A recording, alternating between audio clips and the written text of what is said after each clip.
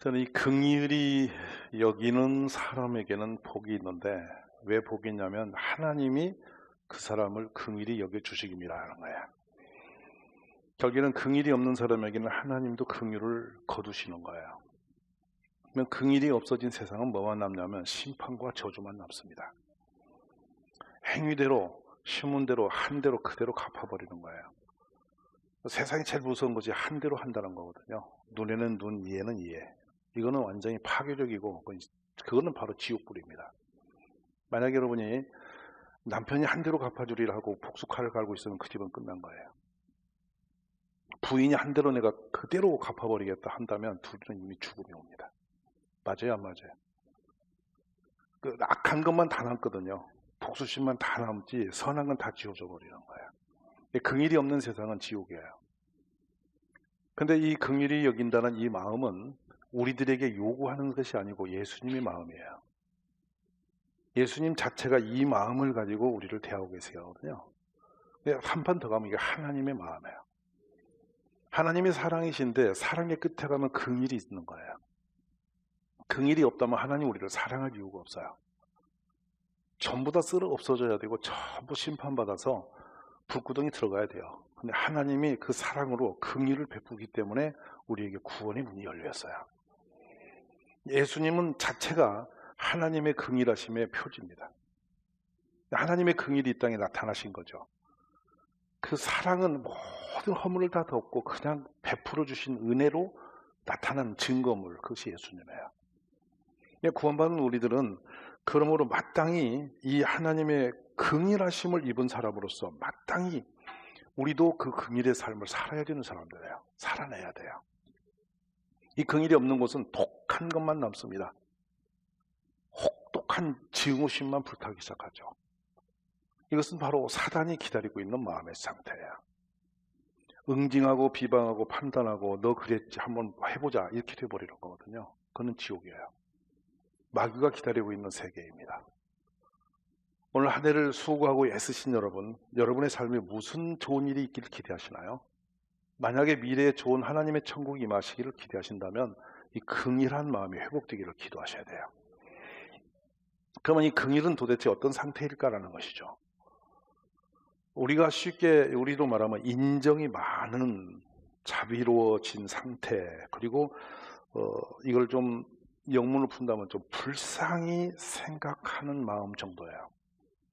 근데 이걸 헬라어 용어로 다시 더 들어가면 불쌍히 여기는데 그 불쌍해서 내 창자가 아파서 흔들려 버린 상태입니다. 형상 언어예요. 여러분은 평생 살면서 누군가가 너무 불쌍해서 막 창자가 고통으로 막 휘둘려 가지고 잠을 못 자고 아파해 본 적이 몇 번이나 있으시나요? 잘 기억이 안 나실지도 몰라요. 왜냐하면 그런 일을 잘 안 경험했기 때문이죠. 창자가 애어내듯이 아파버린 겁니다. 어떤 무슨 소화불량이 와서 그런 게 아니고 심령으로부터 너무 불쌍해서 견딜 수가 없어서 내 창자가 고통스러워져 버린 거예요. 근데 상대가 어떤 상대냐가 중요하거든요. 내가 사랑하는 자녀가 아파서 내가 같이 아파할 수 있는 것은 보편적이에요. 그걸 긍휼이라고 하지 않아요. 그냥 일반적인 거예요.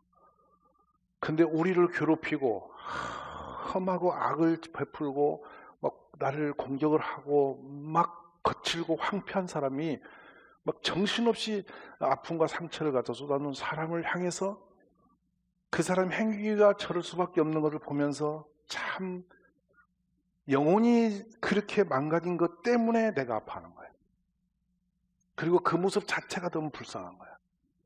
그래서 어떻게 저분이 저렇게 망가진 절이 있다 저렇게 한참을 못 보고 날뛰다가 지옥 형벌 받을 텐데 생각하면서 아파서 잠이 안 오고 가슴 창자가 흔들릴 정도 힘들어진 거예요. 이 상태가 예수님의 마음이에요. 그러니까 이 마음이 있는 곳이 천국이에요. 우리 가정이나 교회나 이 마음이 사라져버리면 서로가 비방하고 상처받았다고 원한을 품고 증오하고 끝까지 벽을 치고 복수심을 칼을 갈고 이렇게 되어버리는 거죠. 그건 진정한 교의도 아니고 신앙도 아니에요. 사단은 우리를 향해서 끊임없이 그런 상태에 오기를 기다리고 있어요. 사람은 자기 허물을 못 봅니다. 남의 허물만 보이는 거예요. 그래서 눈은 자신을 볼 수 있는 감이 하나도 없죠. 거울 아니고는 자기를 못 봐요. 그러니까 항상 상대만 향해서만 도끼를 품는 거거든요. 그건 지옥에 오게 돼 있어요. 오늘 이 긍휼히 여기는 마음이 우리 안에서 회복되기를 기도하십시오. 이게 하나님의 마음이에요. 우리가 신앙생활을 한다는 것은 뭐냐면 하나님의 모습을 닮아가는 거거든요. 회복하는 거예요. 원래 우리 사람 속에는 이미 이 긍휼함이 있어요. 한 사람도 빠지지 긍휼은 다 있어요. 근데 긍휼이 소리없이 죽어졌고 악한 것만 충만히 차오른 거예요. 독한 것이 차오른 거예요. 사단이 집어넣어준 거죠. 그러니까 긍휼은 작아지고 없어지고 도끼만 자꾸 차오르니까 사람들 눈을 보면 선함이 없어요. 이게 저주거든요. 오늘 기도하십시오. 하나님의 긍휼에 대한 차오기를 구하시기 바랍니다. 한 해를 마무리하면서 내년이 좋아지고 여러분이 미래가 행복해지고 그동안의 수고가 헛되지 않으려면 긍휼한 마음들을 회복하셔야 돼요. 긍휼함으로 세상을 보면 얼마나 세상이 아름다운지 아세요? 출근한 남편을 보면서 아내가 우리 남편이 험한 세상 나가서 가족을 지키기 위해서 얼마나 많이 고생을 하나, 얼마나 험한 꼴 보면서 애를 쓸까? 저 사람이 피곤하고 지칠 텐데도 오늘 또 그 길을 가는구나 생각하면서 부인이 긍휼한 마음을 품는다면 아침에 뭐라도 챙길 겁니다. 그리고 나가는 그 발걸음을 바라보면서 마음이 긍휼한 마음이 오면은 여보 오늘 조심하세요 라고 말 한마디에 자신의 그 긍휼한 마음이 담겨서 나갈 거예요. 근데 바꿔볼까요, 판을? 내가 저 인간 만나서 내가 이렇게 힘들어. 저 인간이 나가봤자 벌어오는 것도 시원찮고 내가 저 인간 만나서 내 인생이 꺾어졌어. 이거 지무심이 바뀐 거죠. 그래서 철저히 그런 마음을 가지고 있으면 그 집은 지옥불이 되어버립니다. 근데 많은 것이 없어서가 아니고 마음 자체가 이미 그 결정을 그렇게 해버리는 것입니다. 그래서 우리 예수님은 그런 상태에 있는 곳에 함께하지 않거든요. 그리고 그들에게 돕지도 않고 그들을 응징을 하시는 거예요. 오늘 우리 모두가 긍휼을 회복하는 축복이 일어나기를 간절히 원합니다. 예수님이 그 십자가에서 죽음을 바로 앞에 두고 기도를 하셨어요. 어떤 기도를 하시냐면 아버지 저들을 사하여 주옵소서. 무엇을 사해달라냐면 용서해달라고 하냐면 자기들이 하는 것을 알지 못함입니다. 이렇게 합니다. 예수님은 그 팔에 박히고 다리에 박힌 그 못을 우리가 그 역사적으로 시연을 저거 신학교 때 해봤는데 얼마나 큰 못이냐면요.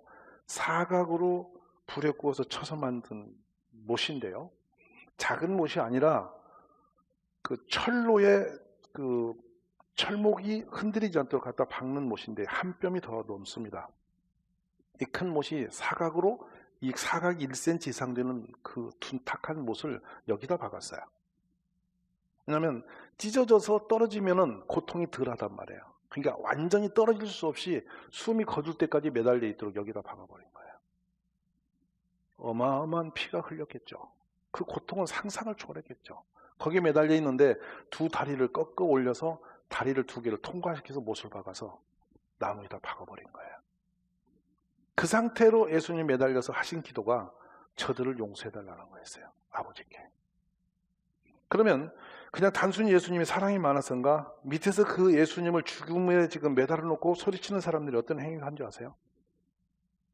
예수님 옷을 벗기고 홍포를 입히며 가시로 이렇게 머리관을 동그랗게 엮어서 그 머리에 갖다 씌우고 갈대로 그 오른손에 들려놓고 그 앞에서 무릎을 꿇고 희롱하여 이르되 유대인의 왕이여 평안할지어다고 조롱한 겁니다. 예수님을.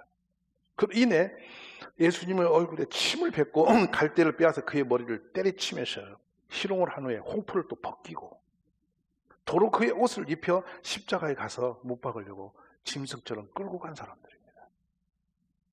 용서를 위해서 그들을 용서해달라고 기도할 상황입니까?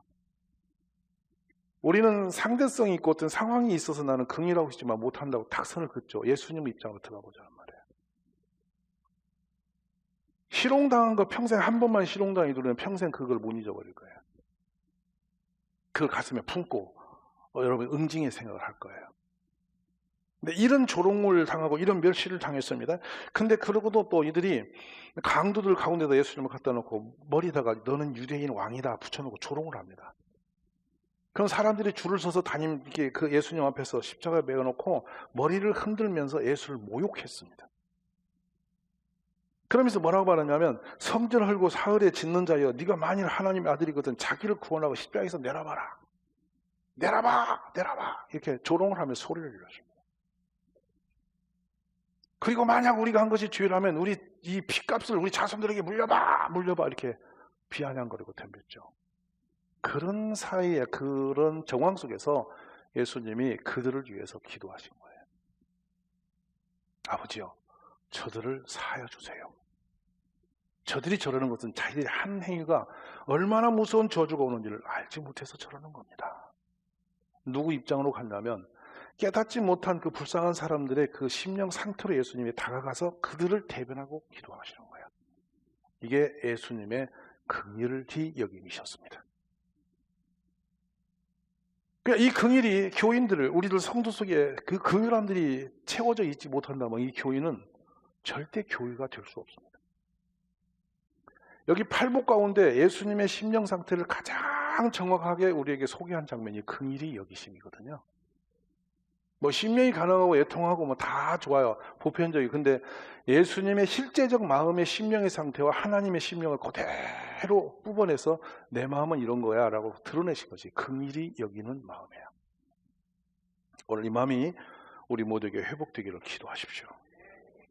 교회가 할 몫은 누구를 비방하고 쳐부시는 데 있지 않습니다. 항상 약한 사람을 도와주고 힘든 사람의 마음을 읽어서 그를 위로하는 데 교회가 있어야 된다고 저는 생각해요.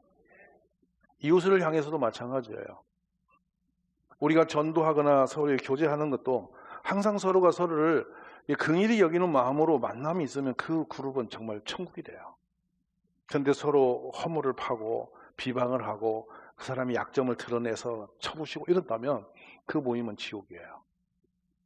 우리에게 절대 비판적인 마음이 서지 않고 긍휼이 일어나기를 기도하시기를 바랍니다. 세상을 보면서 그렇죠. 의무적으로 그냥 대충 하는 것이 아니라 한 사람 한 사람 만날 때마다 이 예수님의 그 마음이 우리 속에 일어난다면 우리가 서 있는 그 자리가 천국이 되고 하늘에 복이 임하는 자리가 될 줄로 저는 믿습니다. 가정이나 교회나 우리의 그 직장에도 마찬가지죠. 우리가 전부 다 내 욕구사항만 들고 내 거 채우지 않았다고 여러분이 공격적으로 다 돌아선다면 그 땅은 바로 지옥불이 되는 거예요. 근데 서로가 서로를 위해서 긍휼한 마음을 갖는다면 그때부터 하나님의 축복 역사 일어나는 거예요. 주님이 본문의 바로 뒤에 뭐라고 말씀하시냐면 너희가 사람의 잘못을 용서하면 너희 하늘 아버지께서도 너희 잘못을 용서하시려니와 너희가 사람의 잘못을 용서하지 아니하면 너희 아버지께서도 너희의 잘못을 용서하지 아니하리라. 이건 논리로 듣는 얘기가 아니에요. 이건 예수님이 직접 긍휼히 여기는 마음이 우리 속에 일어날 때 뭐가 일어나냐면 용서가 일어난다는 거예요. 오늘 한 해 가기 전에 서로 용서함이 있기를 바랍니다. 이 세상에서 잘못이 없는 사람은 없고요. 완벽한 사람은 존재하지 않습니다. 다 약함이 있고 부족함이 있어요. 그런데 용서받지 않으면 우리는 살 길이 없는 사람들이에요. 우리가 용서받은 죄인입니다. 그러므로 새해 오기 전에 여러분 모두가 용서와 긍휼히 여김이 우리 속에 충만해지기를 주의 이름으로 축복합니다. 그러면 이제 우리 예수님이 십자가에 사신 것을 우리가 뭐 그대로 십자가에 매달려서 그렇게 우리가 엄청난 일을 하라는 것은 아닙니다. 그럴 수 있는 만큼의 우리가 성숙되지는 없죠. 우리는 상대방의 입장에 가본 적이 없어요. 내 앞에서 실수하고 터무니없는 그 행위를 하는 사람을 우리가 그 사람의 그런 일을 들어가 본 적은 없어요. 그냥 행위 자체로 싫은 거예요. 그래서 우리는 미워하고 원망할 수 있어요. 그런데 우리 주님은 우리를 그렇게 대한 적이 없으시다는 거예요. 긍휼히 여기셨다는 거예요. 아멘이십니까? 폭력적인 사람을, 죄를 더 많이 짓는 사람을 예수님은 십자가에도 못 박아버리고 그렇게 조롱하고 머리를 흔들면서 그렇게 비방하던 그 사람들을 예수님은 아시는 거예요. 저들이 알지 못해서 그런다고. 그들의 영혼을 불쌍히 여기시면서 주님이 품었던 것이죠. 주님의 그 긍휼로 우리가 구원을 받은 것입니다. 우리 주님의 그 긍휼로 우리가 용서를 받았고요. 주님의 그 긍휼로 우리가 은혜를 입은 겁니다. 하나님의 우리를 향하신 그 긍휼 때문에 죄 없으신 예수님이 대신 죽어주신 거죠. 바로 그러므로 우리 성도는 긍휼을 품어야 되는 사람들인 것입니다. 여호와의 인자와 긍휼이 무궁하심으로 우리가 진멸되지 아니함이니이다. 에가서 3장 22절입니다. 성전은 불타버렸고요, 나라는 멸망합니다. 모든 게 주의 값이었습니다. 그런데 이스라엘 백성들이 그때 마지막 붙드는 게 뭔지 아세요? 하나님 우리를 불쌍히 여겨주세요.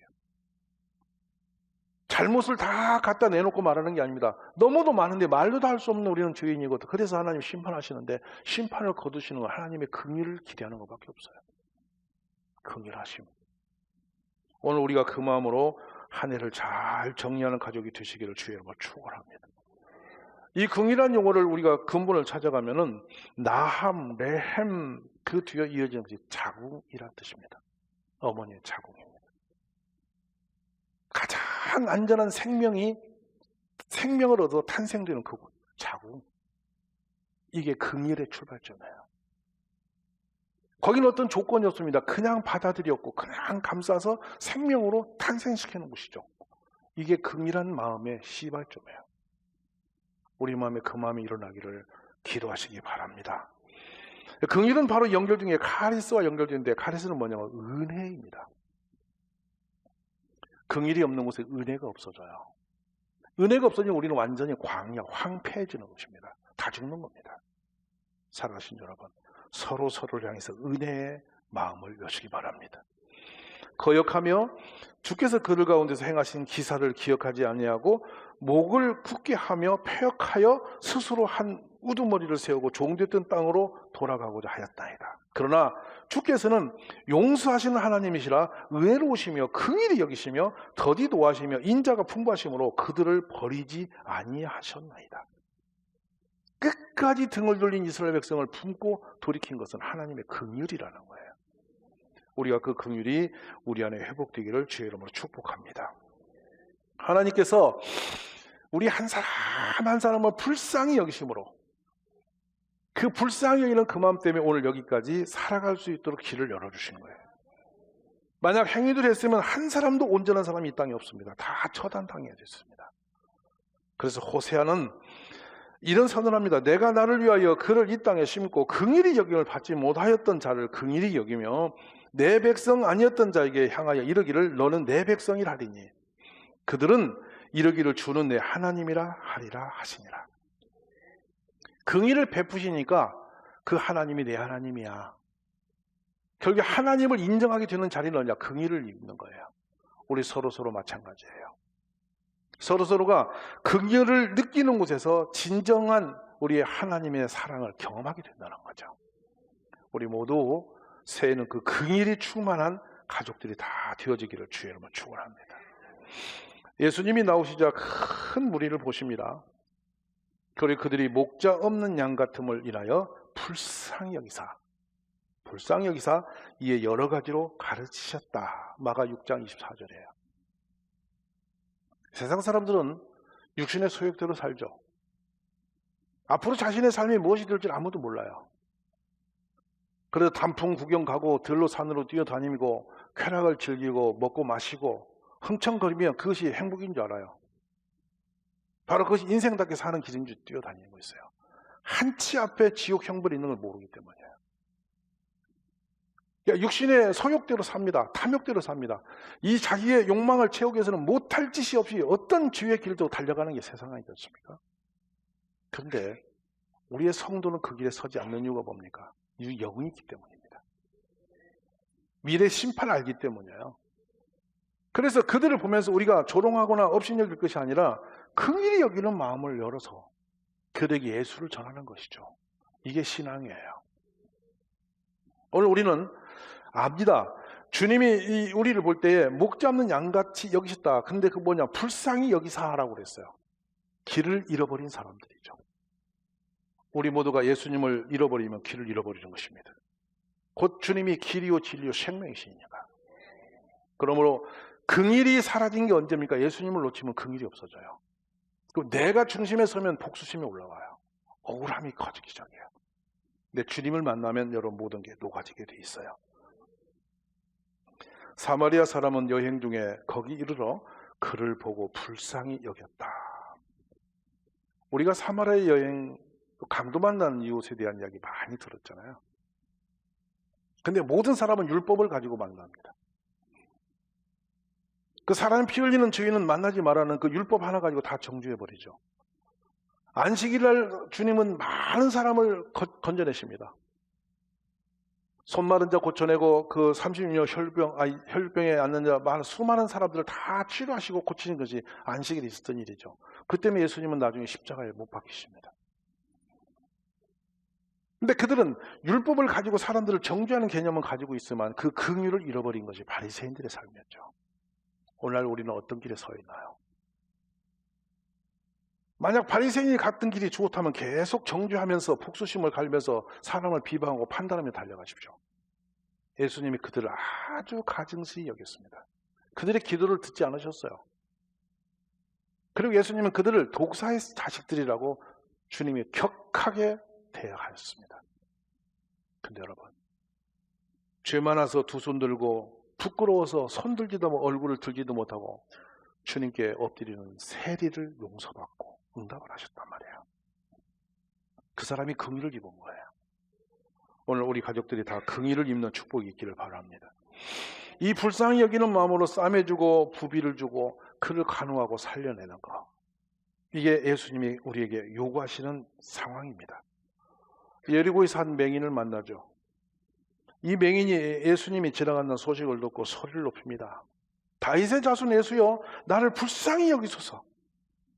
앞서가는 사람들이 점점 소리를 높여 꾸짖습니다. 잠잠하라. 왜? 당시의 맹인은 저주받은 사람이니까요. 예수님에게 나갈 수 있는 자격이 없는 사람이니까요. 그러나 이 사람은 더욱 소리를 높여 예수님을 부르면서 다윗의 자손이여, 나를 불쌍히 여겨주소서. 몸부림하면서 소리를 높입니다.